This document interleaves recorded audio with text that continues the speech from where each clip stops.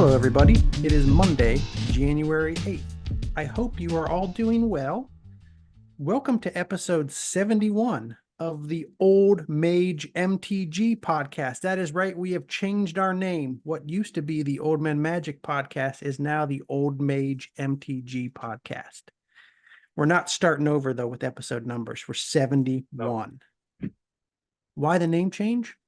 Well, I'm hoping now that when you search for us on YouTube, you just find mostly our podcast, and you don't get a bunch of videos of old guys doing street magic where they make coins disappear and they eat cigarettes, because that's the kind of thing you used to get when you would search Old Men Magic. You would also get some weirder stuff too that wasn't necessarily street magic related. I'm not going to talk about that stuff. Yeah, we don't want to do that.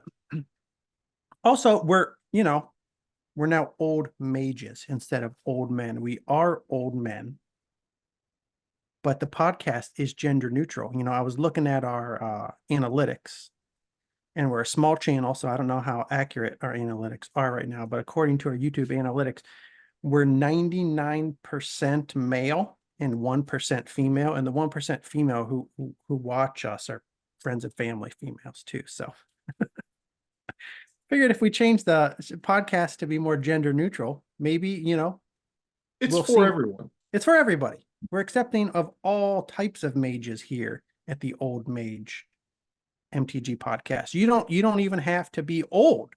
No. You just have to have an appreciation for old frame magic cards. So anyways, that's the rebrand. Old Mage MTG podcast episode 71. What are we talking about today on episode 71? Well, we're going all the way back to 1995. We're going to begin our discussion of the Ice Age block with Ice Age. This is going to be a two-parter. Today, we're going to talk about the basics of the set. We're going to cover the commons and the uncommons. We're going to leave the rares and some interesting Ice Age era decks for discussion in episode 72, part 2 of the Ice Age set.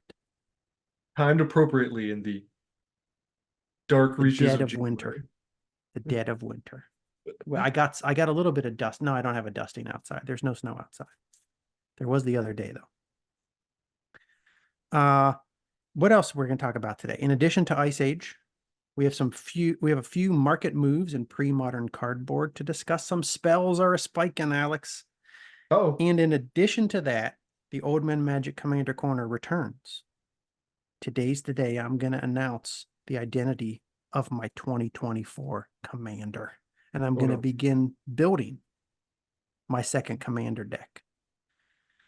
I've already announced it on other platforms. If you follow us on Twitter, Threads, or Instagram, you would already know the identity of my 2024 commander. So if that's something that interests you, follow Old Mage MTG on any of those platforms. Before we get started with those topics for today, we have some other podcast-related news. Something I'm excited about. We have an affiliate link now. Thank you to TCG Player for sending us an affiliate link. This is the Old Mage MTG channel on YouTube. If you look right here, we have a TCG Player affiliate and 4 more links. These are the different links we have. This is probably the best way that you can support the podcast. We have a little buy me a coffee here. We don't have extra stuff to offer. I just like to put everything we do here out onto the YouTube channel. I don't have a paywall. We don't have a Discord. I ain't getting no friggin' Discord. And we're going to have to get mods for the friggin' Discord. And Alex and I are going to have to visit the Discord. I don't want to be Discording all the time. I got a couple of Discords I go into on occasion. I like the pre-modern Discord. I like the Online Magic Society Discord. And then sometimes I make my way into the Jake and Joel Magic Discord to see what the kids are talking about these days. But I can't be in charge of a Discord. I'm not going to have mods. Then you get mods that are power hungry. Then there's riots in the Discord. Everything goes crazy. Somebody gets accused of sexting. I don't want to deal with any of this stuff. Who knows what happens on Discord? People give out national security secrets on Discord. All the time. People get arrested by the CIA, by the FBI. They get put on Guantanamo Bay because of things they posted in Discord. I'm not getting involved in the Discord game, Alex. Okay. So anyways, just support us on TCG Player. You can click this affiliate link. Yeah. Every time Oh, sorry. Every time you go to purchase fine collectible cardboard and cardboard accessories from TCG Player, you can help us out at the same time by clicking this link right there. Yeah, that's awesome. Anyways, I was excited about that. I think I applied for that maybe like 6 months ago, and then I randomly got an email around I thought Christmas we were time. waiting for it to get like approved or something. That's what I I didn't thought. think I would ever hear back from them because I'm very small, but it sounds like they changed their program in some way, and now it's like through some company, and they might just be letting more people join. I don't know. Or maybe they checked out our channel and they're like, this is a lovely little Yeah, I saw YouTube our channel. subscribers growing and Anyways, all that's for enough video. shilling. I'm done with the shilling for the day. This is very minor shilling too. Again, if you're, if you're already buying cardboard, probably just click that link. Let's get into segment 1. Alex, Steve. you sent me a blog post probably a couple months ago. Mm-hmm. It was this blog post right here. And it's the inspiration for our first major topic of 2024. It was all about Ice Age block. It's from a blog called Killing a Goldfish. I wrote Killing the Goldfish in the show notes, but that's not true. It's called Killing a Goldfish. The blog is blog.killgold.fish. That's what it says in the URL. This is a post all the way back from 2014. It looks like it's not an active blog anymore. It stopped posting in 2019, but there's a bunch of posts from, when did it start? 2010. So the guy was writing it for almost 10 years.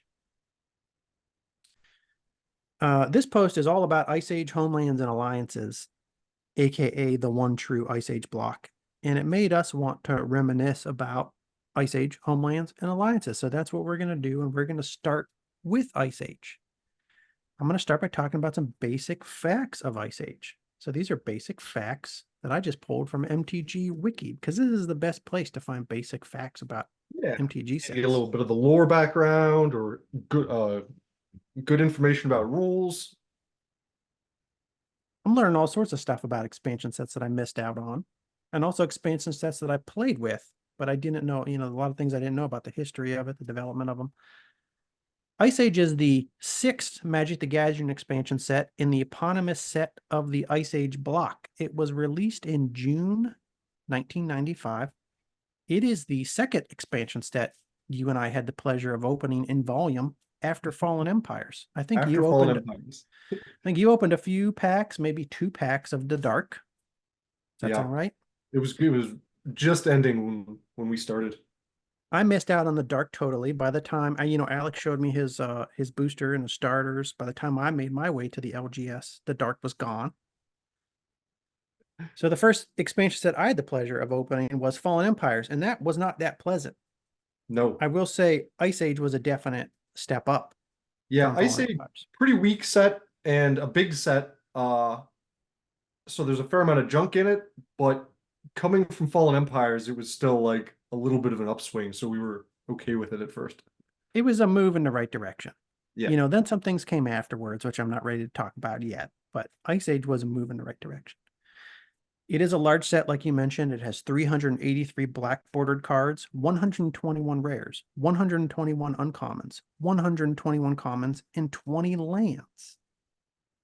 I probably knew this, but forgot it at some point. It was the first expansion set that was designed to be played as a standalone set. So you didn't need to buy like a revised or 4th edition starter deck. You could just buy yourself an Ice Age starter deck, load up on Ice Age boosters, and you could put together a functional deck and play with just this set of cards. I knew a few kids who were like most of their cards were Ice Age because they were starting like at the tail end of revised or something and just didn't have a lot of cards that maybe we had grabbed just a few months earlier. And they were playing kind of like Ice Age amongst themselves largely. Okay. So because of the way it was designed, it was loaded with staples. Some reprints are from prior sets. Some were reprints from prior sets. Some were functional reprints. It says here in the wiki that about 8%, not about, it says 8% of the cards were reprints and another 8% were functional reprints.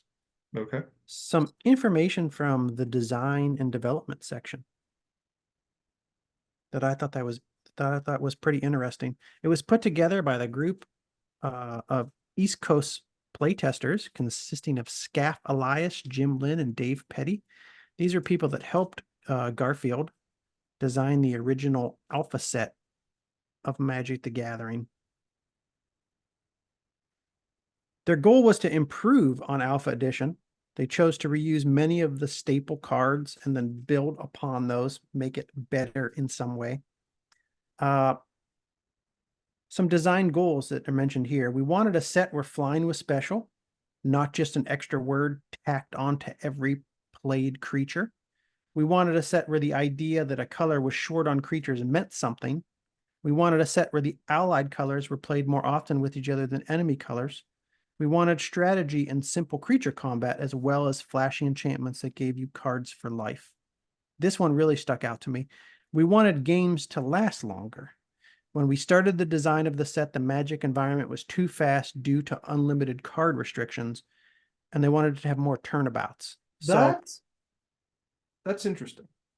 What were we gonna this say? is something that really sticks out to me when I read this, because this was one of the things at least I personally, didn't like about Ice Age. It was almost too slow. We missed out on being able to open a lot of the most powerful cards from Alpha Beta Unlimited and also from like Arabian Nights, Legends. Those are the cards that we craved when we were young. We finally get around to opening this new set, and everything in it is slow. It's stuck in the mud. It's frozen in a chunk of ice. It can't compete with the power cards that we just missed out on pulling. Now, as an adult, I look back at Ice Age and I kind of enjoy this aspect of the set if it's played in a certain environment. So like in the Ice Age set alone, if you're playing in Ice Age block, I like a lot of back and forth in my Magic games. I don't like playing decks where people combo off on turn 2 or turn 3. Things happen too quick. People are playing 17 different spells per turn. I like slow with a lot of back and forth, a lot of changes in momentum. But at the time they brought this set out, it was almost too slow, at least for me, who was hoping to pull some real heaters when I opened my Ice Age boosters. I thought it was interesting how this said that I lost the part now. It's sort of made it sound like they kind of like crossed paths, mistiming with the rules changes. Like it said they started designing this set when I wish I could see it now. It was very early. Yeah, It might have been up further. They started early on, and I think what happened maybe was that as they started to design this set, they didn't realize that there were going to be rules changes in the game, like restrictions on how many copies of a card you could play, maybe, and those sorts of things. And then by the time those rules got ironed out, Ice Age was already mostly developed then, maybe, and it ended up being like even weaker than they wanted it to be. Does that make sense? Well, it does say here in parentheses, when they started the design of the set, the Magic environment was too fast due to unlimited card restrictions. Yeah, that was the part that I saw. Yeah. Yeah, I can't remember exactly when Ice Age was originally intended to be released, but yeah, it was worked on much started earlier. it very early. Yeah. So yeah, I guess in that environment they were like, maybe trying to make some decisions, and then they made changes like, oh, you can only have 4 of certain cards, or certain cards are restricted, you can only have 1. That's interesting though. Yeah, they started working. It says right here, after Alpha Edition was published, it was quickly realized that the players were ravenous for new cards and would not, at the time, stomach reprints of commons they had already seen. So their plan, because Ice Age was supposed to be a standalone set full of commons that were already, there were reprints or functional reprints from earlier sets, they didn't want to release this when they originally intended, because they wanted to put out sets that were full of all new cards.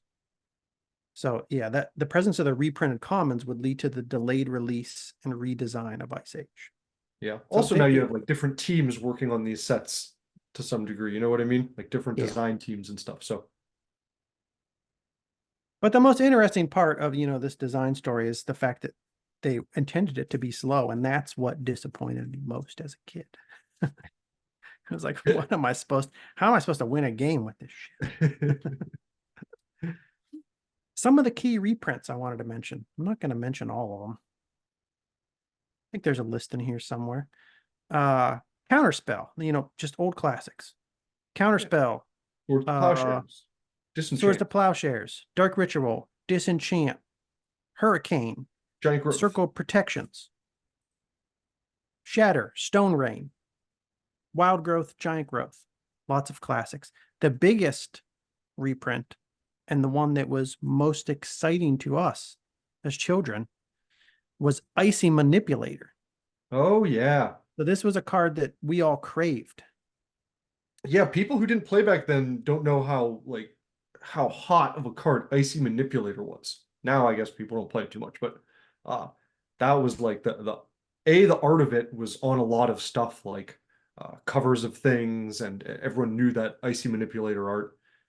It was an expensive card, Iconic, uh epic art. cornerstone of various control decks at the time, and yeah, lots of people wanted that. You could tap anything, Alex. Yeah. Any damn thing. You'd always get some kind of use out of it. At a minimum, you could tap somebody's land. And most importantly, you can tap their creature with an Icy Manipulator and then kill it with a Royal Assassin, shit like that. Yeah. Also back then with the way the rules were, tapping things was more effective. Like you could tap artifacts and then they wouldn't have their effect, Yeah. And now a Yeah. few artifacts I think specifically mention that. I think like Howling Mine says it has to be untapped to work. But that's I think pretty much like yeah, Howling Mine has to be untapped to work, but that's pretty much like a effect of the fact that back then people used to use Icy Manipulators to like shut off Howling Mines Winter or Orbs. Winter Orbs, yeah. Those were the big ones. Icy Manipulator was the first expensive card I ever convinced my mom to buy me. She bought it for Oh me yeah. as a 13th birthday present. And it was one day when we were at Hot Shots eating Crazy Bread and Little Caesars Pizza. Some older guy came in. It was a group of guys, some of them in their 20s. I think they were people who knew. They seemed, in my memory, they were friendly with the guys who owned the shop, who also weren't that old that time. I don't remember how old those guys were, but they seemed like they were probably in their late 20s, something like that, maybe 30s. And he had an Icy Manipulator to sell. And I was like, oh my God. I remember getting on the phone at the shop, calling my mom, like, there's an Icy Manipulator here. The guy's going to sell it. We bought it for like 20 something bucks. It was my birthday present. It was my 13th birthday present. I was super excited. And then immediately after they sold it to me, they started laughing. And then another guy came up and he was like, they just announced they're going to reprint this in Ice Age. So it's not going to be worth much after this. I was like, are you kidding me? So if you're listening, you guy out there, you son of a bitch, who sold a 13-year-old an Icy Manipulator and then laughed about it afterwards. Screw you. Also, I still love that Icy Manipulator. I still have it. When I sold a lot of my cards, I kept the Icy Manipulator because it was a birthday present and that makes it special. I also want to say to listeners of the podcast, don't be that guy. Don't be that guy at the LGS. I mean, I'm much Good for older you now. I for would never keeping do it shit too. like I'm, that.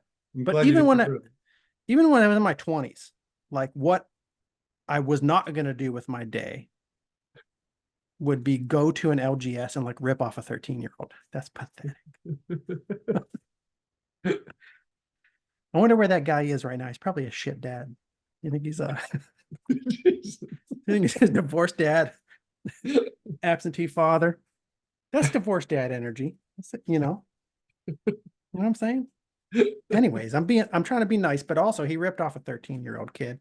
But also another reason why I still love that card, in addition to the fact that it was purchased for me as a birthday present by my mother, when the Icy Manipulator was reprinted in Ice Age and I saw the new art, I was like, oh man. Yeah. Pull up the Ice Age art. I'm very happy. So I don't want to, no disrespect to any artist or anything. And this is Amy Weber. Amy Weber is a classic Magic the Gathering artist, but It's The original Douglas Schuler Icy Manipulator is iconic and it's awesome. And it's exactly what a powerful orb that freezes any permanent in play should look like. Yeah. And this, I don't even dislike this art really. It has kind of like I don't a either. feel of some of the cards from antiquities, and it matches a lot of the stuff going on in Ice Age with like goblins with like little machines and tinkering and stuff like that. So like, it fits and it's okay. It's just when it's compared to the old Icy Manipulator, it's a big shift in feel and mood and Yeah, definite shift in mood. There's just something about the original Icy Manipulator art that made it iconic. I mean, that's one of the things people who played in the early days, you ask them to like name an early artwork. Icy Manipulator is one of them. So yeah. Screw that son of a bitch at Hot Shots who sold me that card and then laughed about it. You're a loser. Some of the functional reprints. They're not straight up reprints, but they're functional reprints. Hydroblast and Pyroblast. These are functional reprints of red and blue elemental blasts, and they have really sick Kaya Foglio art. Yeah, a lot of people play these because they like the black border, the art instead of the. Yeah, black border, really cool art. They're actually a few bucks a piece. Like if you were to go buy a Pyroblast right now, I think they're probably like $4 on MTG stocks or something, which not a lot, but for an Ice Age common, that's big money. Fiendhorn Elf was a classic. Who could forget that? Fiendhorn Elf. You now have the option to run 8/8 1-mana moles. You got more ramp than ever at your fingertips. Incinerate, not a true functional reprint, but close enough and an important card. You now have the option to run 3 lightning bolts, 3 chain lightnings, 3 incinerates. That's deadly, brah. What else is a functional reprint? Knight of Stromgald and Order of the White Shield. These are functional reprints of the Fallen Empire's Pump Knights, which were some of the few good cards in Fallen Empires. These gave more ammunition to the weenie decks. So these were all important functional reprints. In general, the functional reprints that I remember, they gave more ammunition to already existing strategies. Like you could have run 4 of a card prior to the Ice Age printings. Now you got 8 options to run. The big ones especially being, I think, the elves and I forgot already what I was gonna say. Pump Knights, Incinerate. Incinerate was gonna say. The elves, Incinerate, especially in the elves, I think were, at least at the time, the two that people latched onto as being like, oh, now I can have like 6 or 8 of these in my deck. Yeah, and still, I incinerated your face off just last night. You incinerated me. You did. I had 4 bolts, and then I wanted more bolt ability, so I ran incinerates on top of that. That's probably what won me the game. Anyways, now I want to get into the cards that are unique to Ice Age. I'm going to start with the commons because I think any great set needs great commons. They're the meat and potatoes of a quality Magic the Gathering experience. I pull up these commons from Ice Age.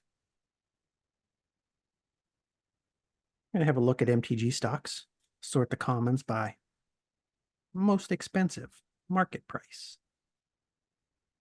And the most expensive common from Ice Age is a card that I never played back in the day. I don't know if you ever played it. Oh, I think I might know what you're going to say. It's Mystic Remora. Yeah, that's what I was going to say. Mystic Remora, everybody knows this because apparently it's huge in Commander, which I think is why. I don't think it is why it's the most expensive common in Ice Age. It's like a $5 common from Ice Age. It's 1 blue enchantment, cumulative upkeep of 1 colorless. It has the worst mechanic of all time attached to it. It's my least favorite mechanic. It's one of the things that gives me PTSD about Ice Age. Yeah. Fucking cumulative upkeep. Cumulative upkeep was on too many cards also. It was on so many cards. So many, so unnecessary because most of the cards with the cumulative upkeep were generally like underwhelming in their effects that I don't even know why they felt the need to limit the time over which they could be kept on the board. This is an exception. Yeah. Cumulative upkeep I can understand it as a mechanic as long as you make the card really good. And that's, in my opinion, though, a lot of cards that have cumulative upkeep, they're not good enough to justify the cumulative upkeep being on the card. I also like a future mechanic that they introduced that kind of had the same effect, fading. It's another way to ensure that the card doesn't stay on the board for an extended period of time because they feel maybe it's a little bit too powerful for the original mana cost. It can fit right in the game as long as its time on the board is limited. But you can play cards with fading and they don't tie up all your resources for the next 2 to 3 turns. Mystic Grimoire. Cumulative upkeep of 1 colorless.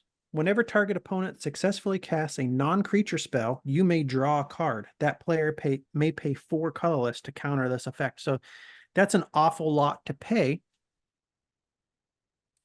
to counter that effect. Right. I looked on MTG top 8. I didn't see Mystic Grimoire making any appearances in the top 8 of any big tournament until 2007 when it made its first impact in the vintage format. I saw it show up in a couple of decks called Remora or Tog or Keeper. And I think the reason it started to show up is because they changed the card, Alex. Yeah. I don't know if you knew that. It's no longer just one opponent. And I don't know if this is because they felt like, I don't know, maybe they felt like the original card was intended so that oh, that's not the original wording. The I'm looking original at the wording, here's the original wording. I'll pull that. target opponent. Whenever target opponent successfully casts. So yeah, I don't know if they maybe felt like it was originally intended so that you could like change that every turn and pick like a new target opponent. Maybe, but yeah, you're right. In the new versions of this card, it's just an opponent. Whenever an opponent casts a non-creature spell, you may draw a card unless that player pays 4. So there was an errata of the card. In addition to that, a 4-player format, Commander, became the most popular Magic the Gathering format. So now you play this card, and your next 3 opponents, you can potentially draw a card unless they pay 4 colorless. So if it survives 1 round around the board, you're drawing 3 cards from the Mystic Grimoire. Or maybe more, because they might play more than one spell each. That's true. Yeah, definitely. So, I mean, it just took it to a whole another level to the point where it's basically a different card. Yeah. The author of this blog post had something to say about cumulative upkeep. Let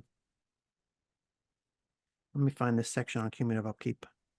Do a real quick search. I couldn't help but notice Finor Elves were over $2 on there. That was surprising and impressive. People must want them. I never really cared for the look of Fintorn Elves myself. It's not my favorite. And you know what?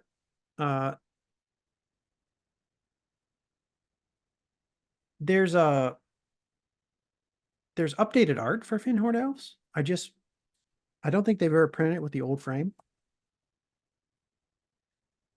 But the new art, the elves look they look like, I don't even know how to describe it.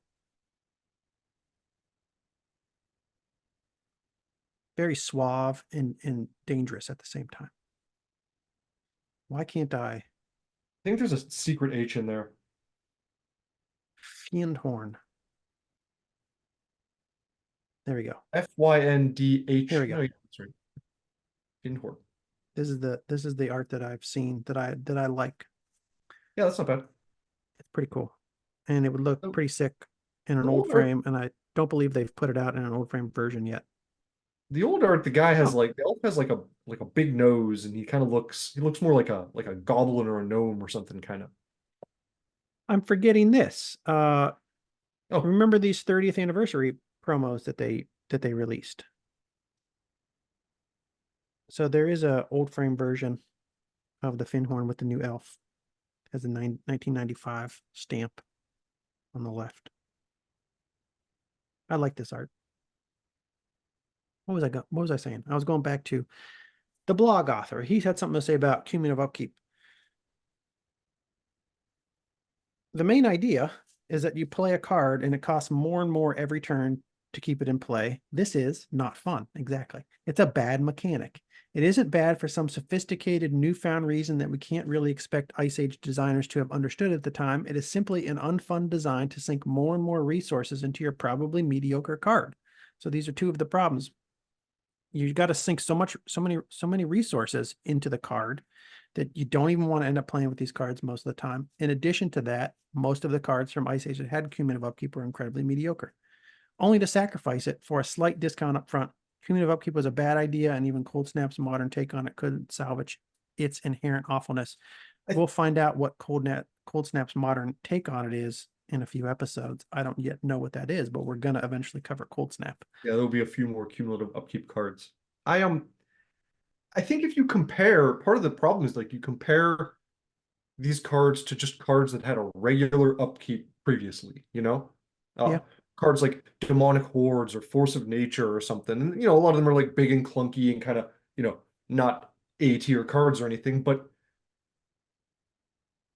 they were strong. You know what I mean? Like Demonic Hordes is a pretty nasty card if you can get it down and pay for it. If you Lord can make of it work, know, yeah, it's like those are nasty, and a it's kind of beast. like they already weren't getting played much because the upkeep was a pain. High casting cost and upkeep. So it's kind of like they're taking upkeep, which was already like very restrictive, and making it even worse. And then the cards are weaker than those old cards that had regular upkeeps. So it's just like a double. They lost in like both columns. Good points. It was a flavor fail. Yeah. But again, if you had something that was like a demonic hordes coming out with a cumulative upkeep, some creature that was like big and nasty and it could destroy permanents like left and right, it wouldn't be bad to pay cumulative upkeep for that for 3 turns. Yeah. Yeah, but now look, they can just errata cards, and a card that sucked all of a sudden becomes amazing. True. Kind of weird. They don't seem to do that much though. I'm wondering why they did it with this one. It's weird. I don't understand it either. If Next anyone card. knows, feel free to Yeah. mention in the comments if you have more backstory for the Mystic Remora errata. Other commons, Fiend Horde Elves, market price of over $4 right now. Pyroblast, Hydroblast, Counterspell. We don't need to talk about these. You know what they do. Brainstorm though. I'm going to talk about Brainstorm. There are a couple others I want to talk about first Yep. in this list. Tinderwall and Orcish Lumberjacks. I always like these cards a Tinderwall, lot. I feel like is always underused. That's like bit of a sleeper card. These are both sacrificial ramp and mana fixing. Yeah. So Tinderwall is 1 green, summon wall 0/3. So it can be bolted, but it can block a lot of stuff. Nowadays, it'll block Goblin Lackey coming towards your face. You can pay 0, sacrifice Tinderwall to add 2 red to your mana pool. Play this ability as an interrupt. Awesome. Or pay 1 red, sacrifice Tinderwall to have it deal 2 damage to target creature it blocks. So it could actually do damage. You can kill creatures, not just block them. I think this is But a fun card. I like it for the ability to ramp, for the ability to mana fix. Yeah, Not bad at all. It has some versatility, like it can do that damage if you need it to, but yeah, more for the first ability. And like you said, it's boltable, but they bolt it and you can just get your 2 mana. Yeah, it's an interesting common. It's the kind of card that I like to play. I like red green. I like mana fixing. I like cards that facilitate my ability to play other colors. And I like fair cards. This is a nice fair ramp card. I agree. It's a good value. Yeah, I'm glad they didn't make it 2 casting cost, because they very well could have. Orcish Lumberjack, probably my favorite of the two. If you're looking to ramp in Ice Age, this card was super fun when it came out. Super fun art too. Super fun effect. 1 red, 1/1. Tap. Sacrifice a forest to add 3 mana in any combination of red and or green to your mana pool. Play this ability as an interrupt. So you got to sack something, but it gives you temporary ramp. It also provides mana fixing. These 2 cards, like you can use them to ramp out a turn. You can use this to ramp out a turn 2 Urnam Gym. Urnam Gym. That's the kind of shit I like to do. Fireball. Feed a fireball. And I used to do that back in the day, ramp out Urnam Gyms, but I had to wait until next month, July 1995, when Chronicles was reprinted, then I could actually buy Urnam Gyms. Right. They weren't available to me. They were very expensive. Yeah. What were those cost before they were reprinted? Like $25 or something?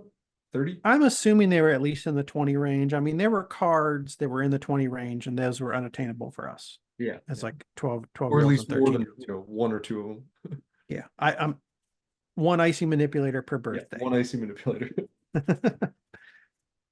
But Tinderwall or Orcish Lumberjacks, two cards that two Orcish commons I Lumberjack really is love. fun too if you have something like instill energies, you're playing red green, and now you can tap it twice per turn and get your 6 mana. Mm-hmm. Going through your forests, obviously, but the art of the card, I think, is pretty upfront about that. Also, good to play in sets that are coming a little bit in the future where you might wanna land in your graveyard early Oh on. yeah, yeah. Yeah. Back then there was, yeah, we had like nothing to really do with your land in your graveyard. You could regrowth it maybe, but that was about it. Next one, this is a big one. Still a big one to this day. Common from Ice Age, Brainstorm. Oh, look, it's a neutered Ancestral Recall. You see, when you're playing back in the day, you first see this one drop, one blue, says something about putting 3 cards in your hand. You immediately think Ancestral Recall. You read it, it's definitely not an Ancestral Recall. It's really more of a one-turn Sylvan Library. I never really got into this card.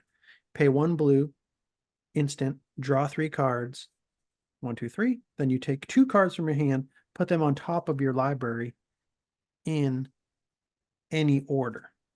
So you're still then stuck with the 2 cards that weren't as good as the one you decided to keep in your hand.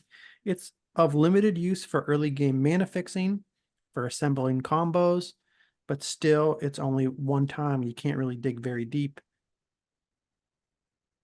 It is really great though, in combination with a shuffle effect of some sort. So this card got Yeah. much more interesting, much more powerful as a number of shuffle effects in the game grew. I don't know how many we really had available to us at the time. Not many. I'm trying to think, but like nowadays, or even not soon after, shouldn't even say nowadays, like not that long after this card, you had Thawing Glaciers.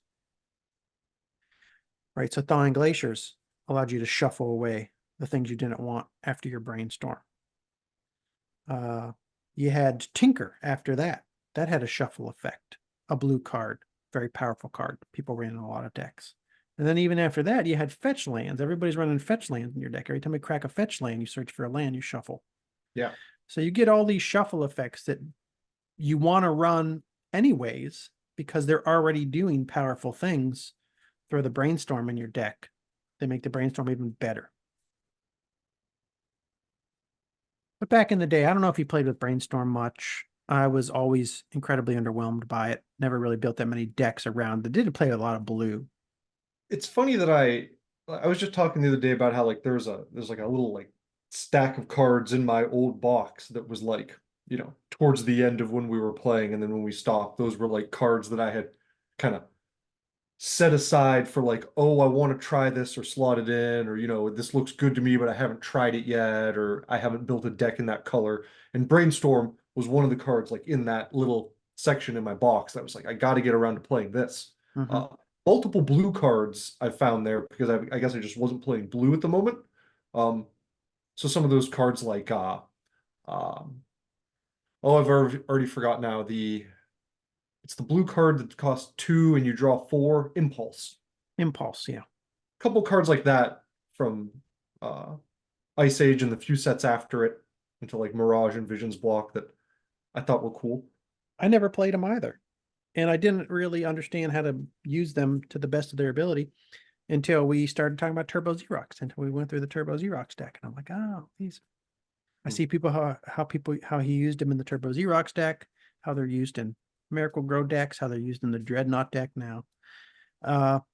You really do, though, have to have like a certain critical mass of them in order to make them really make a deck powerful. When it was just Brainstorm and you didn't have shuffle effects, Yeah. it was just a Even new. like the tutors made this, like the top deck tutors made this card better, Yeah, Because you could like Vampiric Tutor and then Brainstorm to get the card you wanted. yeah, It's not super great, like efficiency wise, but no, but you could you do do it. It was going to end the game too, potentially, Yeah. if you could do it. So Brainstorm. This was a huge card from Ice Age. This guy Next one kind of that reminds caught me of my M. Bison. A little bit, yeah. Just like the glowing white eyes. It's like an old crotchety M Bison. Next common from Ice Age that I thought that was kind of interesting. I like this one. Never played this one back in the day either, but you know, any card that has a potential to generate a ton of mana could be broken at some point. I Songs of the wanted to. Damned, one black, interrupt, add black to your mana pool for each creature in your graveyard. Each Yeah. creature in your graveyard. Yeah, I think this is great. I wanted to play this, and I had some from back then. Never got around to using it, but I don't know if anybody really had a way to truly exploit this card back in the day. Like at best, it was a worse or slightly better Dark Ritual, depending on yeah, how many you'd be creatures you had in adding your it graveyard. on top of Dark Ritual to your deck. And I think you also were starting to touch on it. Like back then, Graveyard just wasn't as big of a thing. There weren't as many cards to affect, like to work with your graveyard. So strategies of stocking up your graveyard and then doing things just like weren't as viable. You didn't have as many ways to just like dump things in your graveyard either. Like now, we learned the Fluctuator deck. This Hmm. can be deadly in decks like Fluctuator, where you can just fill your whole graveyard with two cycling creatures. And then you got a graveyard full of 20 Was creatures this in in you. that deck? Yeah. Okay. This is how you It generated a had ton of mana for the huge drain life. it had that black finisher, like a drain life, or the other one that I There forget. were some other versions. Yeah, not all of them run Songs of the Dam. I can't remember what the different uh, kill conditions were, but this is one of them. Fill your graveyard with cycling creatures, play a Song of the Dam, generate more than 20 mana, drain life for huge. Yep. And then finally, the last cool comment from Ice Age that I want to highlight. This is another one that might be at the end of your deck box, Alex. Card that you wanted to play with, but you never really did. Yeah, it Portent. is. Absolutely. Portent is one blue sorcery. Look at the top three cards of target player's library. Then either shuffle that library or put those three cards on top of the library in any order. Draw a card at the beginning of the next turn's upkeep. I've played more with this card in the last 6 months than I did when I Yeah. played during Ice Age. Uh, this was, I mean, this is a cantrip. Draw a card at the beginning of next turn's upkeep. It Yeah, is it's a one of those slow trip. slow trip. This was the beginning. This was when cantrips essentially were first introduced to Magic the Gathering. At this point they were all slow trips. You had to wait till the beginning of the next turn's upkeep to draw the card. This was a great innovation. It was the first set to use the cantrips. These are the weakest of the cantrips, but this was just the beginning. And they eventually allowed for like a whole new way to build decks, these turbo style decks we've talked about on the podcast.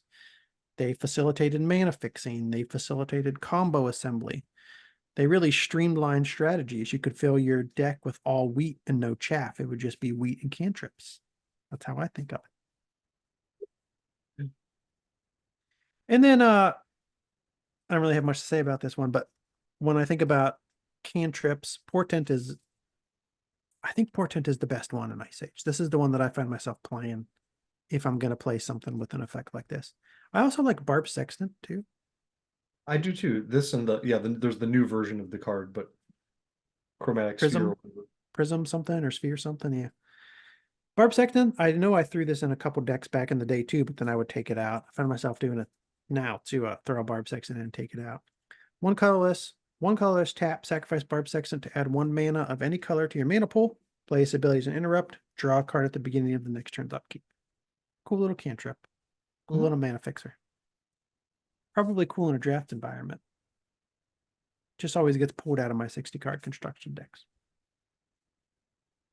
Those are the commons that I wanted to highlight. I don't know if there's any commons you wanted to discuss, Alex. Those are my favorite that were new I new don't to Ice Age. nor it's a common. I didn't know that. I always figured that was an uncommon. Uh, It's I got don't. sick art, It does. It has nice art. It's cool. really cool art, actually. I uh, I don't hate Burnt Offering. Yeah. It was I back at was the going to talk top. about that one too. It's really similar to it's another black mana adder like Songs of the Damned or Dark Ritual. It's one black interrupt sacrifice a creature to add that creature's casting cost in any combination of red and or black to your mana pool. So cool for red mana fixing. You do have to get the creature with the medium or high casting cost out first. But you can use this on something that's about to die to give yourself a bunch of mana. Yeah. You could do crazy stuff like in a reanimation type deck too, where you reanimate something huge, you attack with it, and then you burnt offer it, and then expel. Maybe. Yeah, like if you're gonna shallow grave something and it's gonna die then anyways that turn, then you can just burnt offering and get the mana, and you aren't even casting it because you're using the shallow grave to bring it out. So that's nice. I like that it's red. You can do red because since you'd be doing this at instant speed, maybe like if your creature is gonna die, now you can use the red mana to do stuff like instant burn spells, lightning bolts and whatnot. Yeah. So that's cool. Cool card. But there's some solid commons. I mean, solid commons over on Ice Age. A lot of the reprints. But in addition to that, there are some interesting notable ones. Onto the uncommons, sorted by market price. At the top of this list, we see Demonic Consultation. This is one we've talked about on the pod a little bit previously. Yeah, this was one that, definitely back then was way under the radar. Like, why would I play this? But we have talked about how people use it, and it's crazy when you use it the right way to like go through your deck and get whatever you want. He mentions cards like Demonic Consultation in this blog post. This and the other interesting cards in the set, like Demonic Consultation, that addressed risk in Magic from a mathematical direction, are those that allow resource conversion in ways that are off limits in modern Magic. Zern Orb asks, how much do you value those lands at? Orcish Lumberjack wonders the same thing, but converts it into a different resource.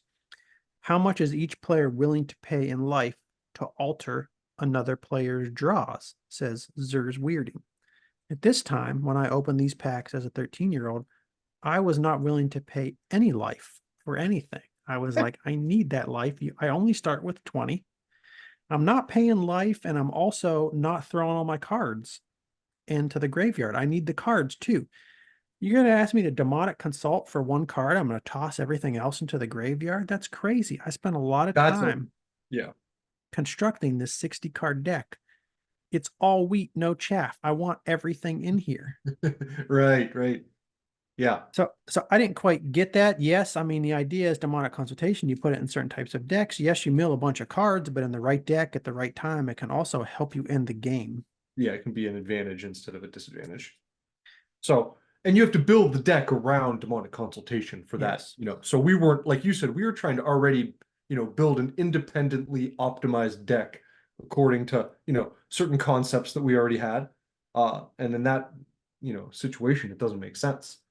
Mana curves, value creatures. I also didn't play much black. I didn't play demonic consultation. I didn't play the skull. I played angels. I was more willing to deal with like life as a resource, maybe, because I played black some, but still hesitant. It was like, I'm like, you have to balance this carefully. You can pay a little bit of life, to do some things, but don't go overboard on it. Anyways, I didn't read Demonic Consultation. I've read it before on the show. It's one black. It's an instant. You name a card. You remove the top 6 cards of your library from the game and reveal the next card to all players. So if the card you want is in those top 6, you're screwed, right? Yeah. So you got to make sure you probably want to do this if there's more than one in your deck. Because if there's just one, it's in the top 6, you're in trouble. You show the next card to all players. If it is the card named, you put it into your hand. If not, you remove that card from the game and you continue revealing the top card of your library and removing it from the game until the named card appears. So basically, you have something you want to do. You want to do it now. You cast Demonic Consultation and you just start tossing cardboard left and right until you find that card. Left and right. And you hope when you find that card that you don't get counterspell. You got to do it at the right time. And you better end the game or at least turn the tides of the game. Yeah.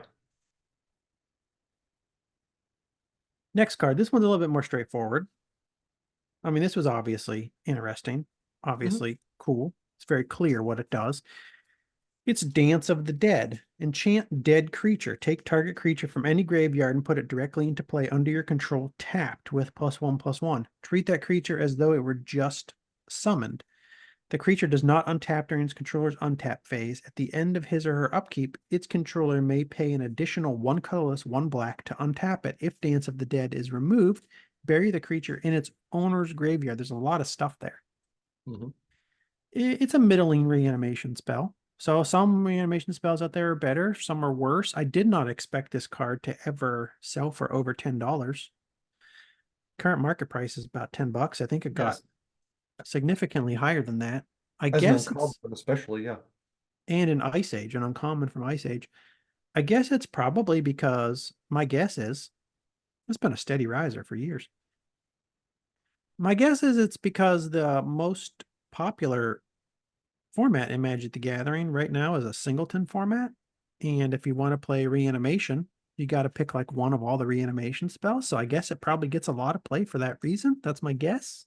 That makes sense. Plus, like reanimate, it goes for things in your opponent's graveyard, which not all of the reanimation spells can do. Okay. So Um, yeah, there's it's certain benefits to it. it's slower than animate dead, but it makes the creature bigger instead of smaller, Yeah. But then you got to pay to untap it, and then you have which to you pay to don't have untap to it. do with Animate Dead. And then also there's the reminder here that if the instant that is removed, you don't get to keep the creature that you stole from your Right. opponent. Yeah. It has to go back to their graveyard, Yeah. just in case you thought you That needed to doesn't keep need it. to be on there. It could have less text. Yeah, it never needed to be on there, as far as I know. I mean, No. there was never a point where we thought, and we started playing in '94. We never thought that, like, if you control magic somebody's creature, you just got to take it home at the end of the day. Yeah. It was never a thing. I don't know why people act like that was ever confusing. I know it was also a world where, like, you played for ante, but the ante, I mean, if you could read about ante, it was specific. It wasn't about every card that you stole with a control magic or anything or Yeah, it was a dance of the. very specific thing. And I'm Yeah. pretty sure the rule book back then explained that like if you control something and then it dies, it goes back to its owner. If you steal a creature with preacher, it's all of a sudden an anti card that you get to keep forever if you win the game. No, don't be It's crazy. funny though how some people used to say stuff like that to other people when they were playing them, like Yeah. have some sort of weird, incorrect rules that they use to their advantage. And uh I remember people, a good example of that is how old cards said mono artifact on them. Mm-hmm. And if you didn't know that, I saw people try to use mono artifacts like Icy Manipulator as artifacts that you could use multiple times in one turn without tapping them. And if you didn't pay attention to the fact that it said mono Mono. artifact all Yeah. there, like you'd be like, oh crap. Yeah. Next uncommon. This one's really cool. It was really cool to me when it came out, even though I Yeah. never did anything to exploit it. I would put it in some decks here and there and just use it It in like was a very fair and non-optimal way. this was almost always for me like an auto include as like a death delayer so that I could win the game eventually. Or die 2 turns It later. die 4 turns later or something. Zeranorb, this turns lands into life. So the big thing that this card did when it first came out, and the type of decks I would want to use it in, the situations I would want to use it in, is in my mind, it made certain powerful white cards even better. So it like added a new dimension to Armageddon decks. You could Uh-huh. Geddon, you could sack all your lands to Zeranorb. Right. Nobody has lands now, but you got more life. Great with balance. You sack all your lands to Zeranorb, then you balance. Good with land tax. I You feel like can, I remember people using it. No, we're off of white now, but I feel like I remember people using this with channel a lot. So you could, oh yeah, your lands would normally be worth 1 mana each, but if you sacrifice them and channel, now all of them gave you 2 mana each, basically. I think we might see some of that in one of the decks I want to talk about next week. I'm pretty Okay. sure.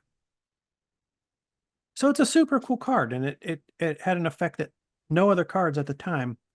It was not similar to anything else at the time. No. What And else it's, I did mean, it's zero casting cost, zero to use too. So, I mean, compared that's to the the other rest of thing. Ice Age, this is like a very strong card. there's always an appeal about anything that has a zero casting cost. Immediately you see zero casting cost and you want to, you're like, I think I might be able to do something with this. And this was, I don't remember the timing, but this was at various points not too long after it came out, either restricted or banned. I think both at various points. I think so too. I think it has been both at various It was points. banned at least in certain formats. I'm not sure which one. It might have been banned in like extended or like type 1.5 or something like that. And I don't know why, but we could look into that at some point. Yeah. I don't know if the kids use it these days or if they do what they do with it, but I think Crucible of Worlds, Alex. Could you I think Crucible? I've seen it. I think I've seen it like in, modern deck lists. And I wouldn't, I would expect to. I think it's still good. I think it still holds its, holds its weight, pulls its weight, Very cool whatever. card. Are they reprinting this? Yeah, they are reprinting it a lot. Well, no, not a lot. These are World Championship decks, and then Yeah. Modern Horizons too. But I think This that, must if have been, anything, tells you it's used at least somewhat, that they put it in Modern Horizons too. yeah, this must have been Modern Horizons 2 and it was getting up to $4. It collapsed and now it's going back up. I should have loaded up here. Yeah, Loaded look up. at this. Look at this bad boy climbing.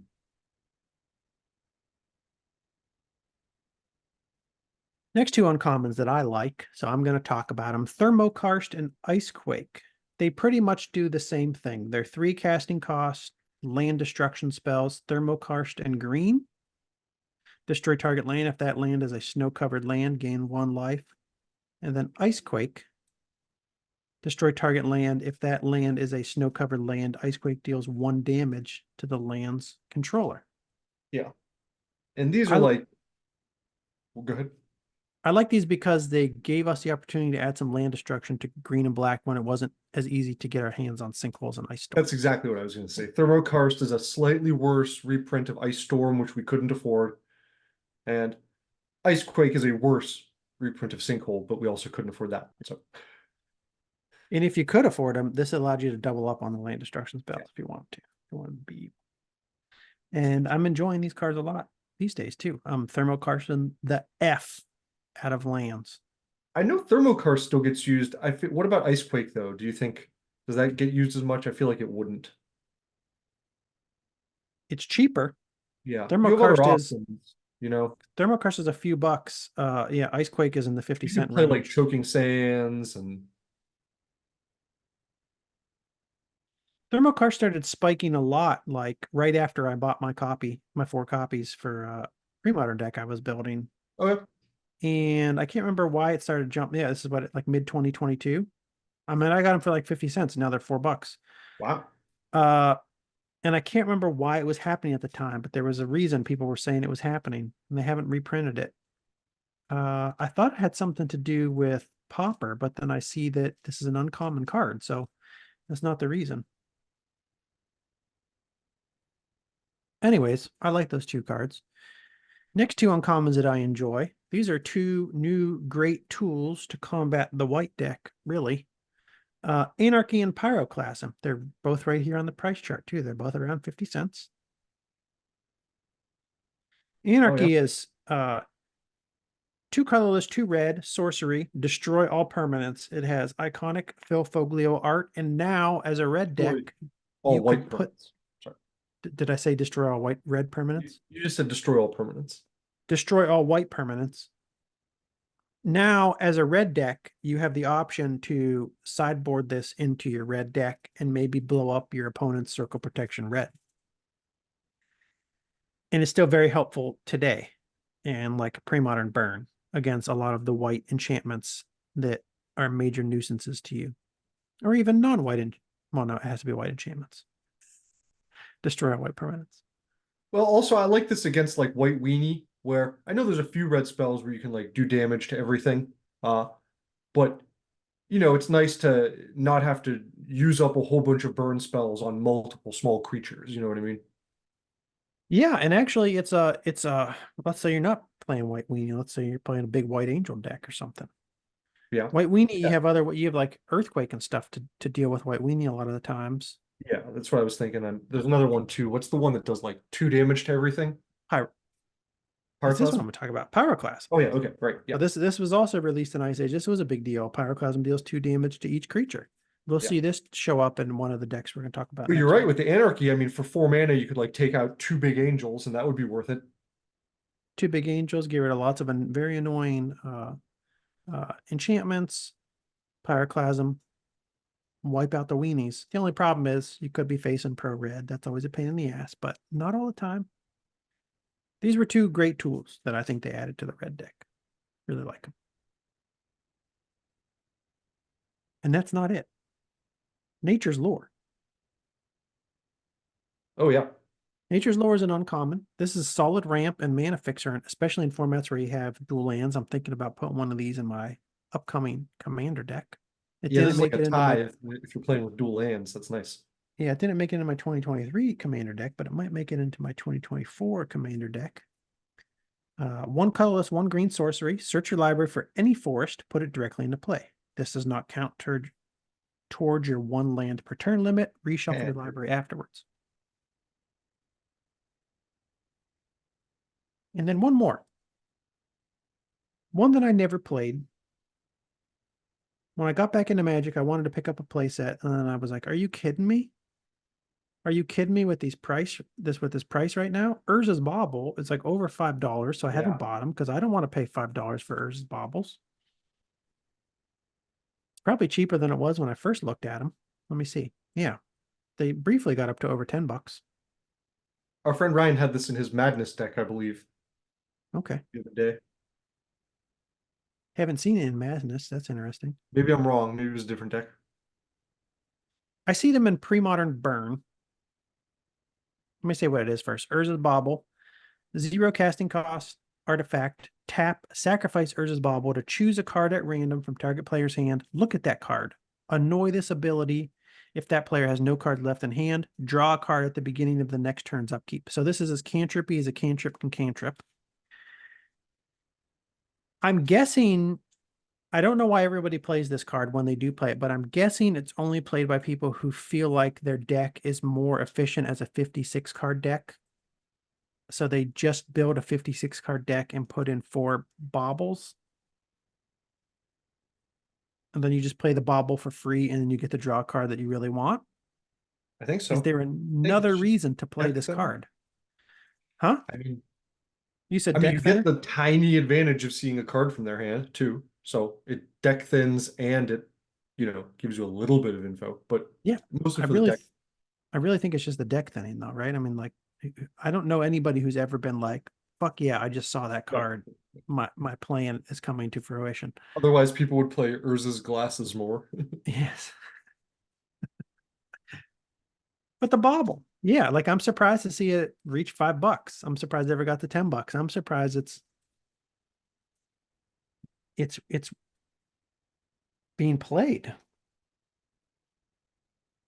If anybody knows a reason to play this other than you really just want to have a 56 card deck, so you throw some baubles in there to bring it up to 60, let me know.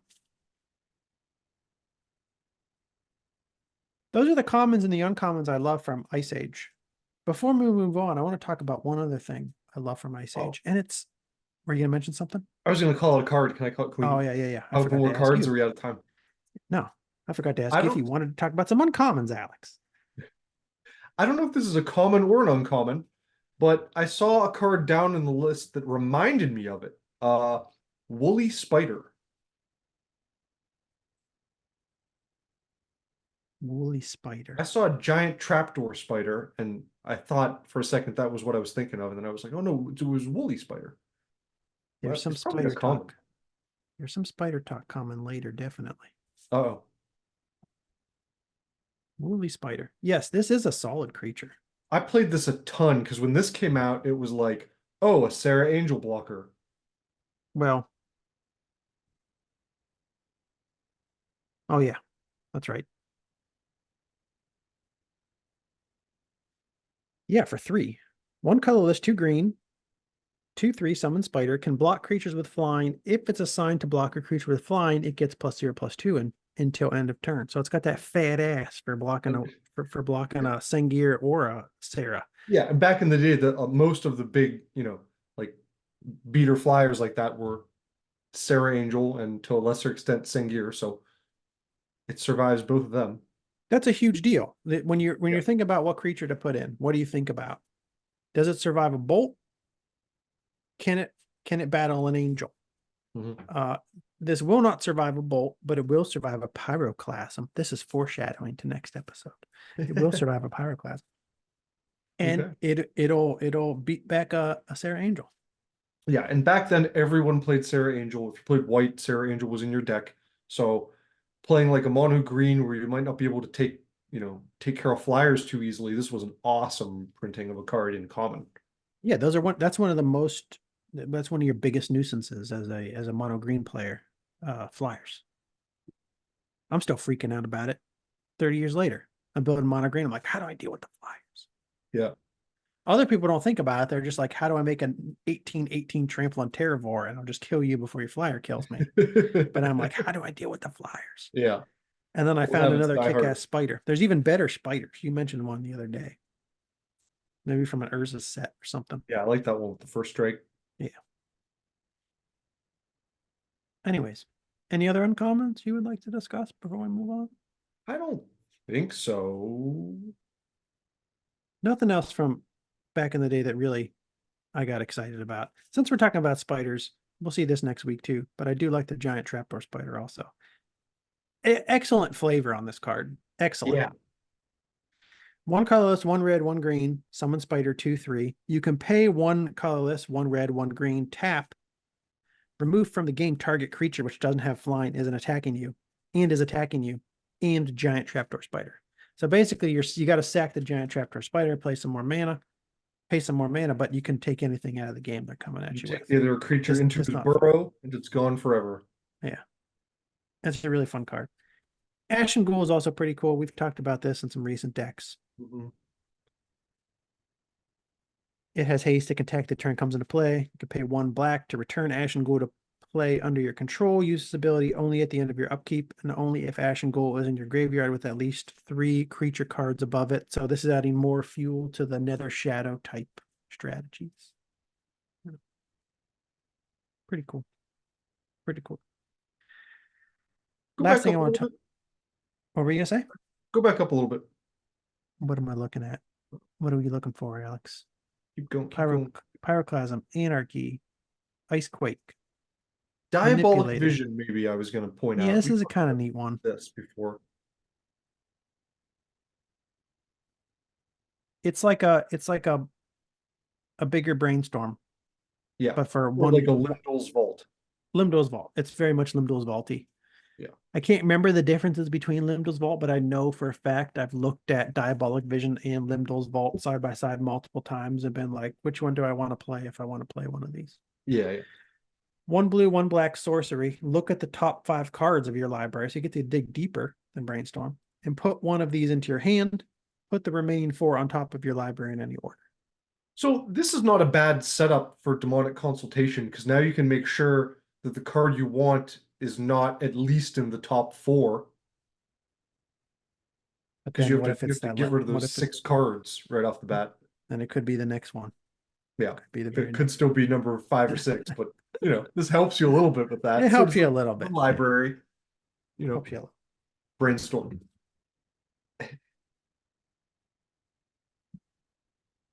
Anyways, Diabolic Anyways, Vision. that was it.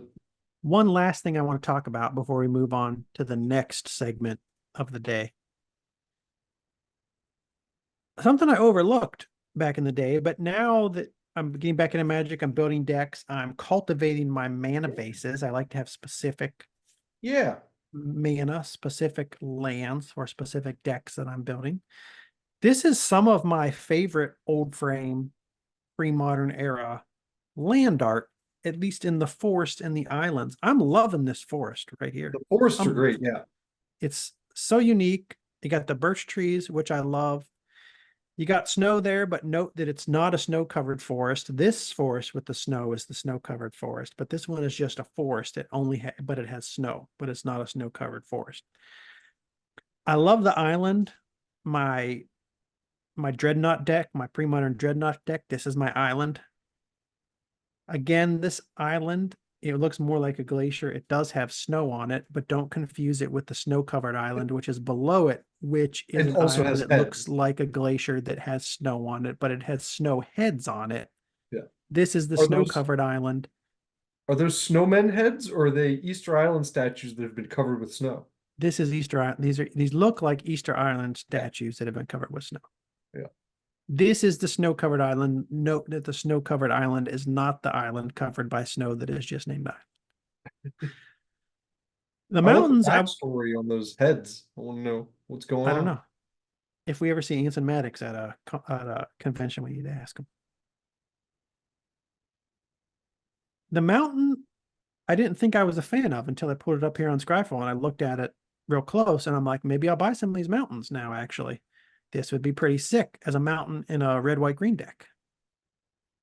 This mountain is covered with snow, but note that it is not a snow-covered mountain. The snow-covered mountain is this one right below it that is a mountain covered with snow that is called snow-covered mountain. But this mountain covered with snow that is just called mountain is not a snow-covered mountain. Just so you know. Correct. So I absolutely love the forest. I love the island. I'm really digging the mountain and I'm looking at it close. I don't love the plains, which is Well, this is there's no snow. Christopher Rush plain, but something about it just doesn't do it. Doesn't do it for me. There's no snow.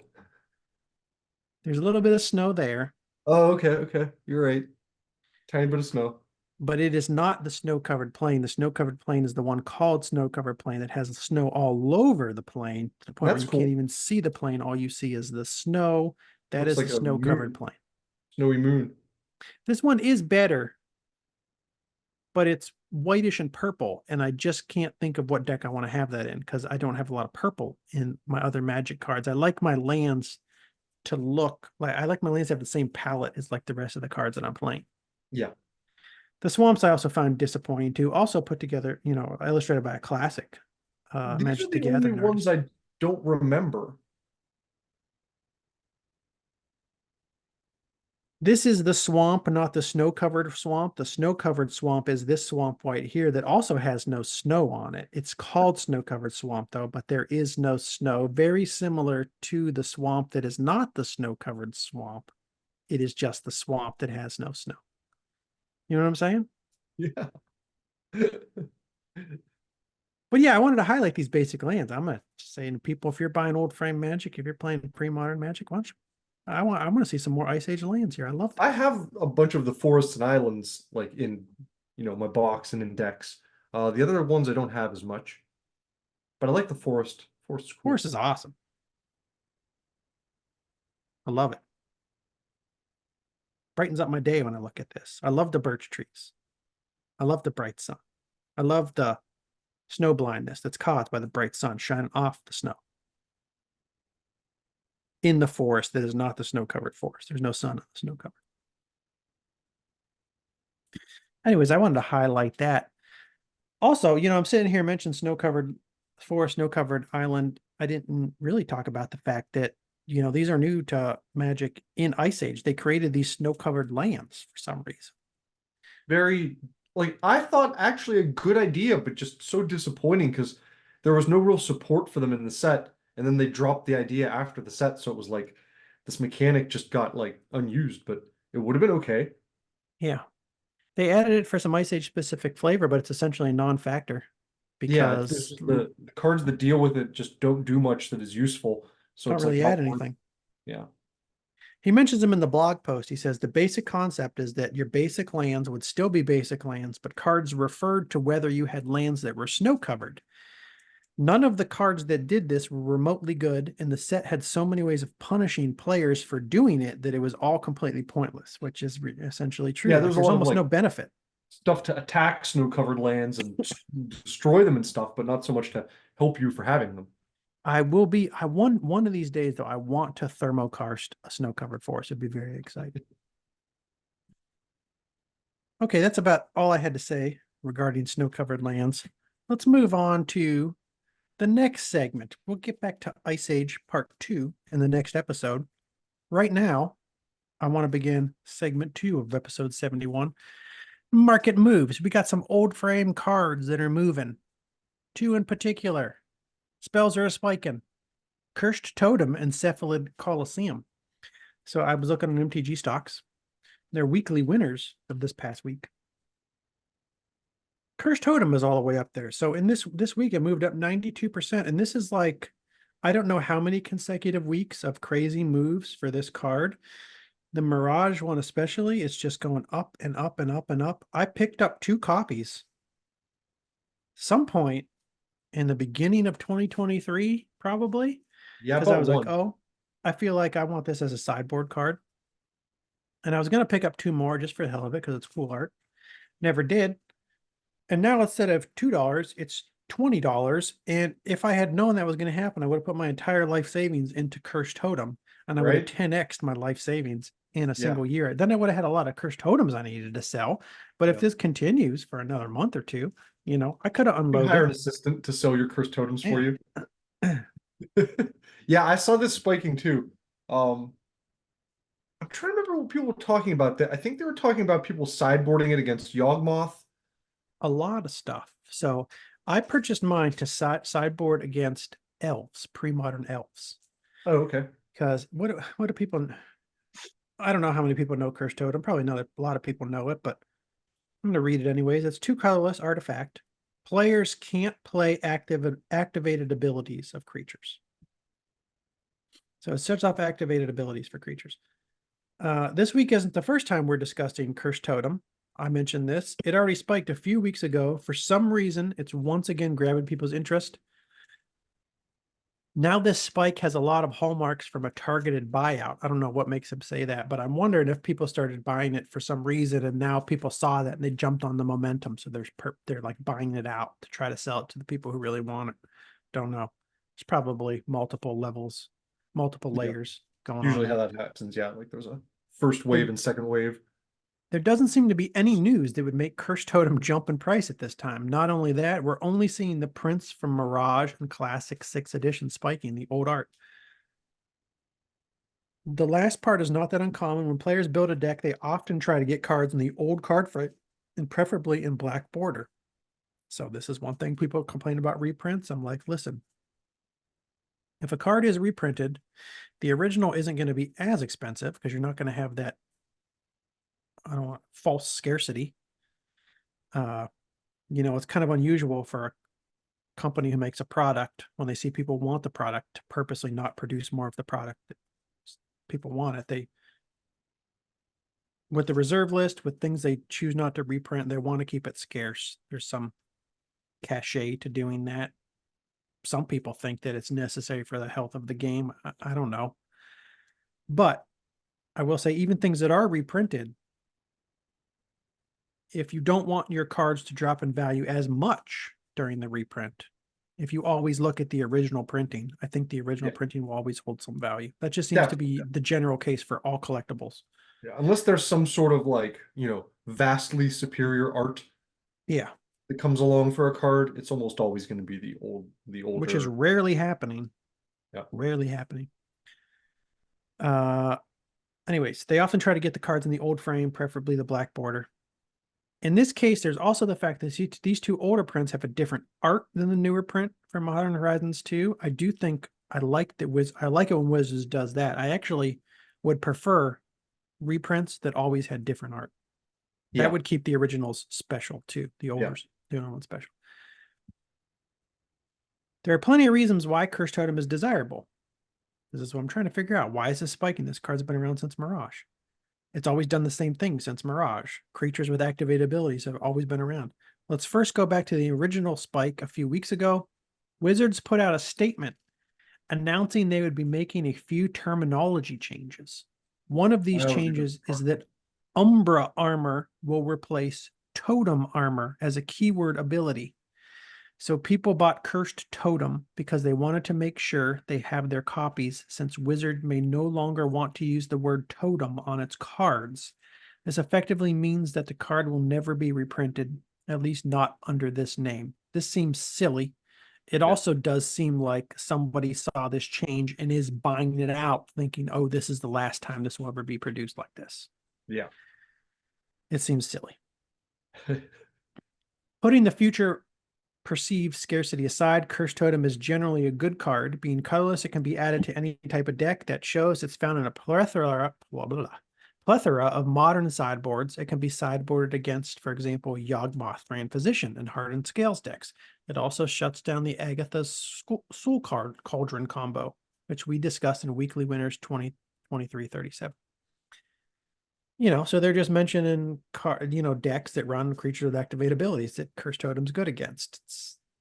It's a good sideboard card in general in a lot of different formats. More fringe, this got me excited, but not something to easily skip over, is that Curse Totem is also played in pre-modern decks as an answer to Survival Elves. Pre-modern getting shout outs on the market moves segment of MTG stocks, the market move articles. Don't know if that's a good thing because I certainly haven't got all the pre-modern cards I want yet. I would like the pre-modern cards to not spike in price yet. But the format is getting a lot more popular and it's getting shouted out here on the Weekly Winners article. Yeah. I still don't know why it's spiking, but maybe it's just for this silly reason. They're changing Umber Armor. They're replacing Umber Armor. I think it's speculation on that and use against the Yawgmoth decks and maybe some other decks. But yeah, I think it's probably a mix of the two.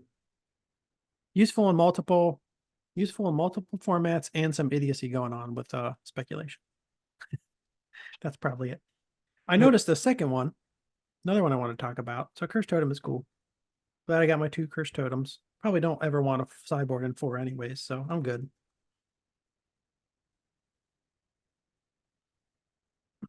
I noticed this one this week too. This one I didn't get any yet, and it was a card that for quite a while I've thought, oh, maybe I should pick up one of these or something. Don't know. It shot up quite a bit recently. It was on the Big Movers site interest page. That's what I'm trying to say. It was in the interest page. Let me see how much this supposedly moved this past week. Find cephalid. So according to this, doubled in market price. Yeah. So that probably just means, somebody bought out, or multiple people, a lot of people. It was bought out on TCG Player recently. So when the new copies were posted, people were posting for significantly higher values. This might drop again. Who knows if this will be sustained? I don't know. But yeah, doubled in price over the past week. It's a land from Odyssey. Did I say it was Cephalid Coliseum yet? Yes. Can't remember. And it's a land with a pretty cool ability. Tap to add 1 blue to your mana pool. Cephalid Coliseum deals 1 damage to you. And it has Threshold. At Threshold, you pay a blue, you tap, you sacrifice Cephalid Coliseum. Target player draws 3 cards, then discards 3 cards from his or her hand. So it's a, card draw, rifling through cards, scrying ability. On a blue land. Seemed pretty neat to me. I saw this a long time ago. I thought maybe I'll pick some of these up, but I never had a reason to pick them up yet, and I didn't, and now it's doubled in price. Curious to see if that continues. I have no idea what people are doing with this. I'm certainly not going to pay $20 for a Cephalid Coliseum. Yeah, I don't know. I don't have any news on this. I didn't see it until you mentioned it. So yeah, mystery to me. Cool card though. Yeah, I would have liked to pick some of these up for a couple bucks. That was it. 2 quick market moves that I noticed in the pre-modern space. I have already established my Curse Totem position. I have yet to establish the Cephalid Coliseum position. You need more than 1, Alex. You need 2. Hey, did you see right above Cephalid Coliseum on the list? Did you see Crimson Acolyte there? No. 118% change from $1 to $2.18. What does this card do? Am I supposed to know what this card does? No, it's a Crimson Acolyte is a cleric, 1 white, 1 colorless, 1/1. Protection from red. What am I 1 doing? white, target creature gains protection from red until end of turn. What set is this from? Invasion. Oh. Crimson Acolyte.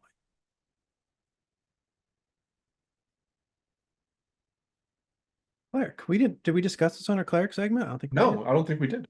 Just a pro red cleric. Target creature gains protection from red until end of turn. So that's good. I mean, nice sideboard against red.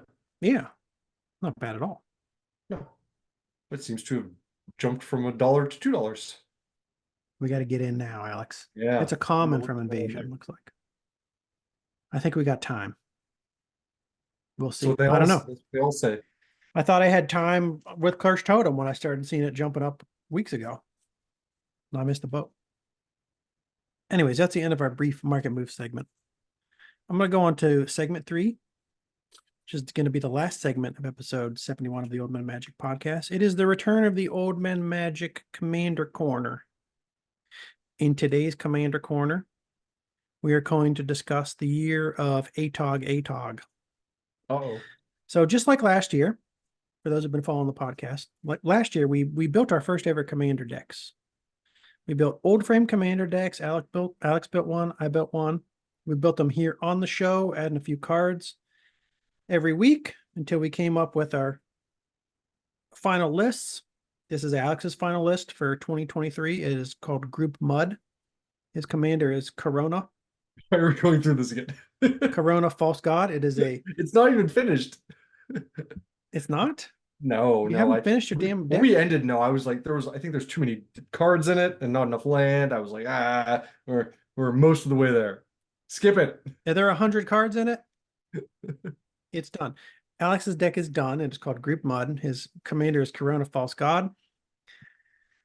What is it? It's a Pillow Fort style deck. It's got lots of powerful enchantments in it. His enchantments are designed to slow his opponent down for the most part. And then he has several creatures in it, which also slow the opponent down. But there's a number of creatures that slowly build themselves up every time somebody plays a spell or a certain type of spell, like Forgotten Ancient, Sentinel Druid, things like that. These are kind of your win conditions, right? You got a lot of ways to slow your opponent down, make them pay extra mana if they want to attack, bounce their shit, fog their shit, stuff like that. Fogs and bounces and then you come through with a big baddie eventually. Yeah. Loose idea. That's Group Mud. And then I have my 2023 deck. It's right here. My deck called the Pump. My very first Commander deck. It was inspired by Pumping Iron by Arnold Schwarzenegger. My commander is Jacques Laver. It's a creature horde deck. I have 34 creatures. They're all green or gold with green in them. So they all get +0/+2. And then I have all sorts of pump effects. You see how many things I can pump with, Alex? I can pump with Wily Wolf. 32 things. I can pump with, I forgot all the pump effects. Invigorate, Giant Growth. I got Berserk. I need to get a Berserk again. I missed that card. I got Armadillo Cloak to pump. I got Mirari's Wake to pump. I got Gerard's Battle Cry to pump. Fires of Yavimaya pumps. Other stuff pumps. It's just a straightforward red, green, white creatures Pendle to your Haven face. Power pumps. Matrix pumps. Red, green, white creature to your face. Creature horde deck. A little bit of burn. I got a fireball in there. I find myself putting fireballs in decks all the time. Sometimes I just wish I had a red X spell. So I put it in the pump. Anyways, this is my first commander deck. I wanted to make a commander deck with original legendary creature as my legend. I'm taking a different route this year. My 2024 commander deck is going to be called a deck. I love it.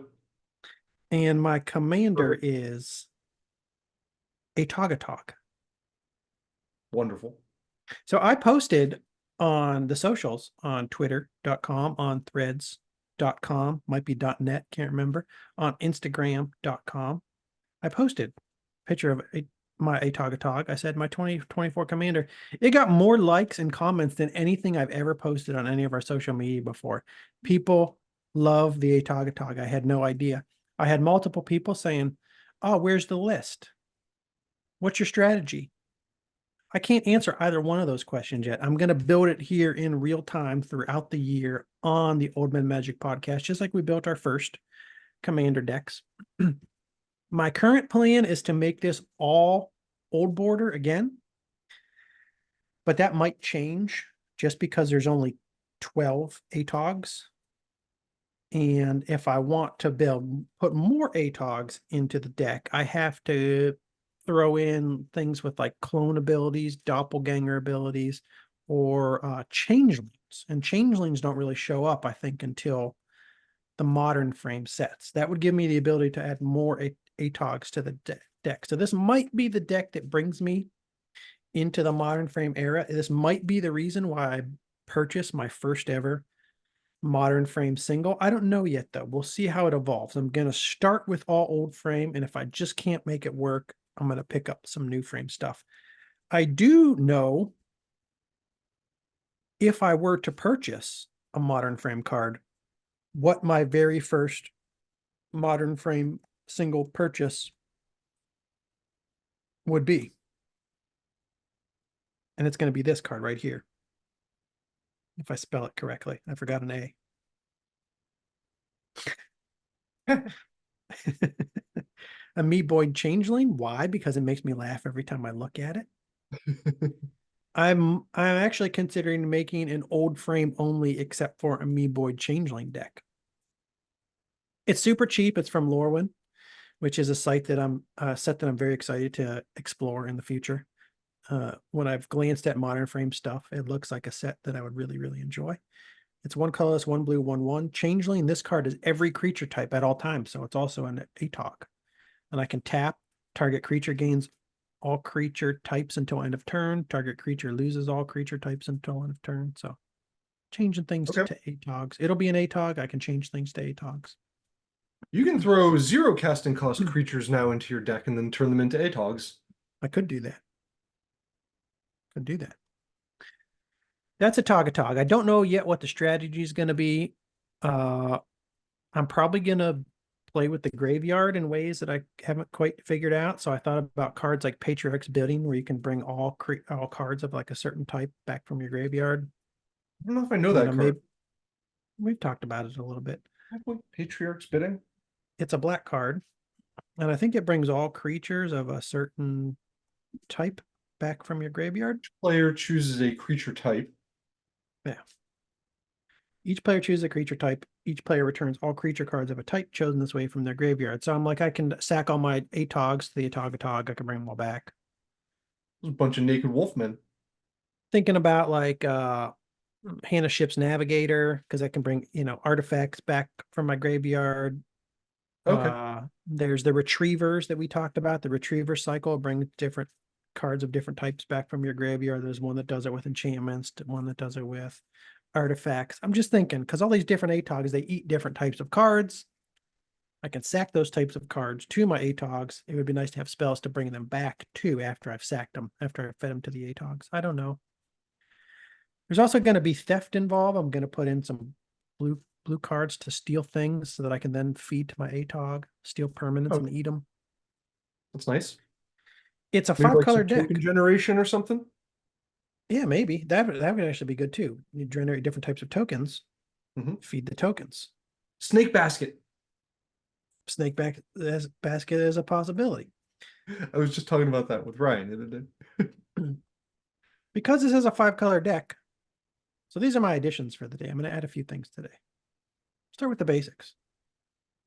Because this is a 5-color deck, I'm going to add one of each dual land. Ooh. I don't have one of each dual land, but whatever. I don't give a shit. I'm proxying them. The first deck that I built, the 2023 deck, the Pump, which was inspired by Pumping Iron, starring Arnold Schwarzenegger, and Lou Ferrigno. I made that a red, green, white deck because I own a Savannah, a Plateau, and a Taiga. Those are the only three dual lands that I own. But, I'm going to build a 5-color deck. I'm going to play my Savannah, my Plateau, and my Taiga in this deck. I'm going to proxy the others. Because the reserve list is not going to keep me from having fun. No. And it's just kitchen That's table fun. magic. And I'm just proxying this shit. I used to proxy Moxes back in the day. Sometimes I would take a planes, I would write Mox on it just for fun. Never did it often. But dual lands are just so expensive. I still have tons of little pieces of paper in my card box that have like different card words written on them. Man, Box, whatever. I go. What do I got here? What am I missing? I got to buy you. I got a scrub I don't know land. what that Savannah. That looks I rich got in an color. underground sea. And 1, 2, 3, 4, 5, 6, 7, 8. How many? Is that it? no, I thought it was 9. Tropical Island I'm missing Tropical Island.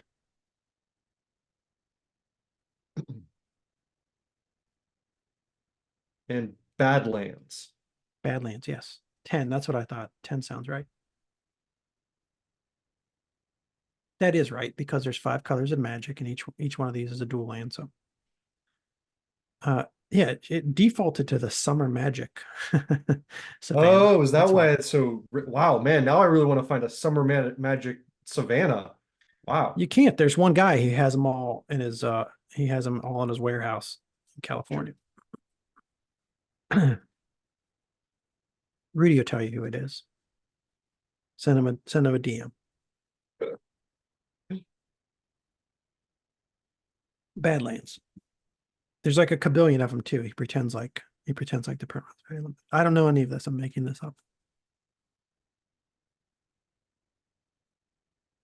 So Atogatog, I got my set of dual lands. Many of these are going to be proxied because they're too expensive to buy, and I don't give a fuck. I'm gonna proxy them anyways. And then I'm also adding this card today because you got to have this in any Atog deck. An Atog. Okay. Noted. Antiquities. I do have an Antiquities Atog, not to brag. I also do. I only have 3 dual lands, but I have 4 Antiquities Atogs. I ordered a little stack of Antiquities commons from TCG Player a while back, and Mm-hmm. pretty disappointed in their condition. They all came in and they were all kind of like all nicked up and stuff, and I was like, just like just okay enough, like not to send back, but like not good enough that I was happy with them. Yeah, I would run into that issue sometimes as well. And I noticed that different vendors, they really have different ideas of what light play means when it comes to the Oh old yeah. sets. They don't apply to the same standards to the old sets. And I strongly disagree with that. I think you should still apply the same standards. Yes. There's And just less near mint old cards. if you just can't find as many antiquities and Arabian Nights cards that meet those light play standards, that just means there's not as many light play antiquities and Arabian Nights Right. cards in existence, which is the truth. You Yeah. don't change your standards, in my opinion. What annoyed me about those antiquities cards was that like they all had like a nick or two like all in the same area. It looked like someone had a stack of cards and they like Yeah, dropped the stack and like busted them all in the same place, kind of. possible. It's like Because of that, I found a couple dealers that over the year I was buying or so would consistently send me good things, and I go to them a lot. Finch and Sparrow. That's if I want to buy something old and I'm very particular about the condition, I want a definite light play, I look for Finch and Sparrow. I have very good luck with them. Anyways, this is my 2024 Commander. It is a Togatog. So far, I've added the dual lands and I've added a Tog. We're going to see where this goes. Alex will announce his 2024 Commander in upcoming episodes. eventually. I just found out about this. You want to build another one too, though, right? Oh yeah, it was for a fun sure. But I have exercise. no Okay. plans yet, so I don't know. Should I think about it? No worries. You got a whole friggin' year to put it together. Whole friggin' year. Maybe I would just recommend don't go 5 color. I didn't go No, 5 color last year. Now I'm going 5 color. It's a little I'm bit more kind of thinking complicated. like blue, green, white, maybe. That sounds cool. That's a good trio. Yeah, or maybe black instead of one of those 3. Yeah. Anyways, that's it. That's the end of episode 71 of the Old Mage MTG podcast. I apologize if I called us Old Men Magic at some point during this episode. I think I did. This is our We're first gonna mess episode up with once in our a new while. name.